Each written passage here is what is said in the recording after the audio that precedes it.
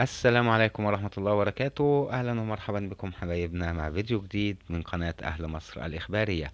فضلا وليس أمرا حبايبنا، ما تنسوناش بدعم الفيديو بأنك تضغط لايك، وما تنساش تشترك في القناة وتفعل زر الجرس عشان يوصلك كل جديد مننا إن شاء الله. ينافس قائد المنتخب الوطني محمد صلاح نجم نادي ليفربول الإنجليزي على جائزة لاعب العام بالبريمير ليج، والتي يسعى الفرعون لتحقيقها للمرة الثالثة على التوالي. وكان صلاح قد توج بهذه الجائزة من العام الماضي والعام القبل الماضي، ويفوز بلقب لاعب العام صاحب أعلى نسبة تصويت من قبل الجمهور. وخلوا بالكم يا جماعة، لأن في منافسة شرسة جدا دلوقتي حالا ما بين هالاند وما بين صلاح. وادخلوا صوتوا لصلاح، أنا سايب لكم لينك التصويت في صندوق الوصف.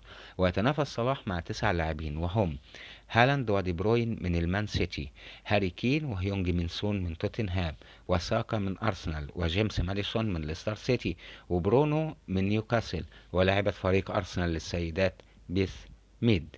وما تنسوش يا جماعة للمرة التانية المنافسة شرسة وقوية جدا جدا جدا ما بين صلاح دلوقتي حالا وما بين هالاند. وأنا سايب لكم لينك التصويت في صندوق الوصف، ادخلوا صوتوا لصلاح، والسلام عليكم ورحمة الله.